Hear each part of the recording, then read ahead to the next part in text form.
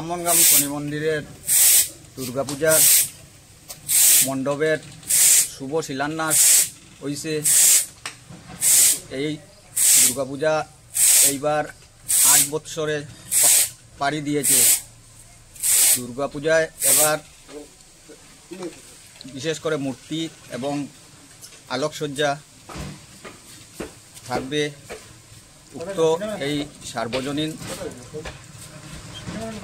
শনি মন্দিরের দুর্গাপূজায় সকল ভক্তপ্রাণ আসার জন্য এবং 3 দিন শারদীয়া উৎসব উপভোগ করার জন্য কমিটির পক্ষ থেকে বিনম্রভাবে আমন্ত্রণ জানানো যাচ্ছে।